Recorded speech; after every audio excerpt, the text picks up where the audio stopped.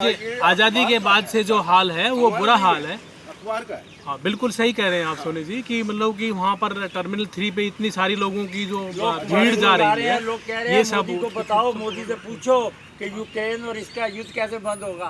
तो कह रहा है मोदी से युक्ति पूछो। आप कह रहे हो मोदी या कोई नहीं बंद कर सकता, सिर्फ इसे बंद कर सकता तो पुतिन है। और पुतिन ना मानता अपने बाप की भी बात, वो ना मानता कौन इंडिया कौन है, कौन मोदी है, कौन क्या है। वो तो सिर्फ अपना वो कह रहे साला मैं तो रहूं ना रहूं, लेकिन यूक्रेन को साला कर दिया उसने। पूरे वर्ल्ड में देखो ना, महंगाई डबल होगी भाई। तेल बंद, गैस बंद, ऑयल बंद, सारा कुछ तो बंद कर दिया उसने। अमेरिका ने इतने, अब उस अमेरिका आ रहा, वो हमारी लड़ाई हो रही है, एक डंडा पकड़ा दिया, ले भाई तू, अरे तुझे करना तो अच्छी तरह से कर दे, नहीं तो नहीं साला। आज उसका 25,000 आदमी जो ना रूस का मर चुका है जी।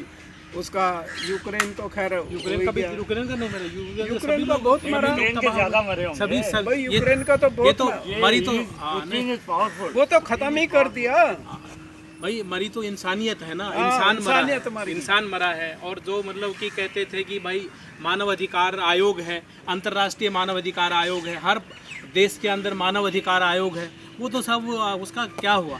और भारत तो पुराना मित्र है रूस का, तो भारत के जो प्रधानमंत्री को तो कम से कम यहाँ उससे रिक्वेस्ट करनी चाहिए और वहाँ का दौरा करना चाहिए। आप बिल्कुल सत्य कह रहे हैं, वहाँ जाकर के कहना चाहिए कि भाई मतलब कि ये मतलब कि अपने हमले बंद कराओ, तेल लेना बंद कर दो। आप जब मतलब कि वर्ल्ड जो पावर है अमेरिका और दूसरे दो देश हैं वो रसिया से तेल लेना बंद कर रहा है, तो भारत को भी तेल लेना बंद करना चाहिए। इससे उसको सपोर्ट जो है भारत कभी नहीं करेगा। वो ये है ही नहीं है, वोट में नहीं है। उन्होंने कह दिया ना हम हिंदू है ना मुसलमान। कम से कम भारत कहीं नहीं है। अब भारत कम से कम यूक्रेन वालों की रक्षा के लिए नहीं तो भारतीयों की रक्षा के लिए यूक्रेन में अपने राशि, रतन, रुद्राक्ष और दुर्गा कवच के ट्रक भिजवा सकता है। उनके वहाँ धागे बांध दो, उनके यहाँ तिलक लगा दो, तुम्हारी रक्षा हो, रक्षा भवतु।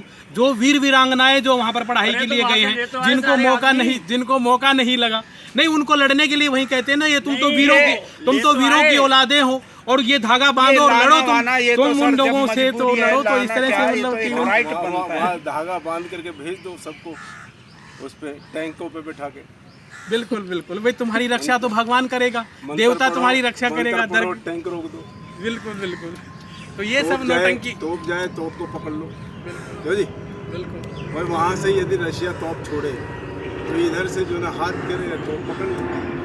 तो यहाँ पर जो ऊंची कास्ट के जो हैं ऊंचे गुलाम हैं और आज भगवान देवता की यदि सतुति कर रहे हैं, भगवान देवता के नाम में यदि मूर्ख बनाया जा रहा है, तो ऊंची जाति के नाम के भारतीयों को बनाया जा रहा है। भारतीयों में डिवाइड करके कि ऊंची जाति के भारतीय, आज जिनको नीची जाति के भारतीय कहे जाते हैं वो अपने आप को मूल निवासी बहुजन कहते हैं, अम्बेडकरवादी कहते हैं। और वो तो तार्किक हो गए हैं, वो यहाँ मंत्रियों से बहस करते हैं और यहाँ आपस में एक मतलब कि स्वस्थपूर्ण बहस करते हैं। और वो कहते हैं कि इंसान के अंदर ताकत होती है, लोकतंत्र के अंदर ताकत होती है, लोकतंत्र को बचाओ। लेकिन यहाँ के जो लोग ईवीएम की जो पैदाइश हैं वो यहाँ पर नाजायज औलादों की तरह से है। जो मंत्री ईवीएम से जीता है, जो प्रधानमंत्री मुख्यमंत्री ईवीएम से जीता है, वो नाजायज औलादों की तरह से है। और नाजायज औलादें हैं वो क्या फैलाती हैं, उनके अंदर संस्कार नहीं होते और वो डिसऑर्डर फैलाते हैं। और भारत के अंदर जो डिसऑर्डर फैलाया हुआ है, और यही कारण है कि इस देश के अंदर बड़ी बड़ी जो रैलियां हैं वो जीरो पे आ जाती हैं और जिनकी रैलियों में खाली कुर्सियां होती है, लोग नहीं होते, वो शासन सत्ता में हो जाते हैं। तो भारत के अंदर ये लोकतंत्र की जो हत्या है ये कौन कर रहा है? हम समझते हैं कि विदेशों से जो आर्य जो लोग आए हुए हैं, भारतीयों को वो भगवान और देवता के नाम पर उन्होंने गुलाम बना लिया है, जातियों के नाम से उन्होंने उनको गुलाम बना लिया है। और ये चुटकी भर विदेशी जो लोग हैं भारत में शासन सत्ता में आसीन है, शासन सत्ता में बने हुए हैं। इसलिए सब लोगों को ये जानना जरूरी है। जैसे कि भारत के लोग पहले अपनी माँ बहनों को जलाते थे और कहते थे कि ये हमारा धर्म है, लेकिन कुछ लोग अम्बेडकरवादी लोग, महात्मा ज्योतिबा फूले की विचारधारा के जो लोग कहते थे नहीं अब औरत को मत जलाओ, ये भी इंसान की तरह से है। तब जाकर के लॉर्ड विलियम बेंटिंग ने 1829 ईस्वी में सती प्रथा पर बैन लगाई थी। आज भी बहुत सारी प्रथाएं हैं जिसके आज भी भारत ढो रहा है। जैसे कि भारत माता के जयकारे लगाए जाते हैं, वंदे मातरम के जयकारे लगाए जाते हैं और भारत की महिलाओं को यहाँ जीबी रोड पर बैठा करके धंधा कराया जाता है। सोनागाछी कलकत्ता के अंदर है, कलामाटी मुंबई के अंदर है और जगह जगह पर है।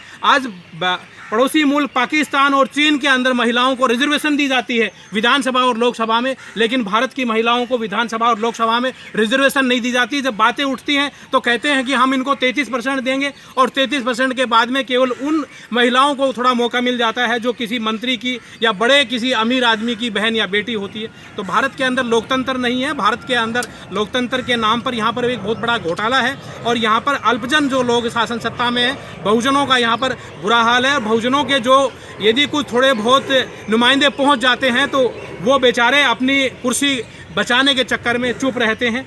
इसलिए बुद्धिजीवियों को इस देश के अंदर जाति धर्म और देवता भगवानों का चक्कर छोड़ करके इस देश को सुधारने का प्रयास करना चाहिए और आगे आने चाहिए। तभी मैं समझता हूँ कि भारत के अंदर लोकतंत्र बचेगा और तभी भारत के अंदर लोकशाही बचेगी, तभी भारत के अंदर कानून व्यवस्था बच पाएगी। सभी को जय भीम, जय भारत, नमो बुद्धाय।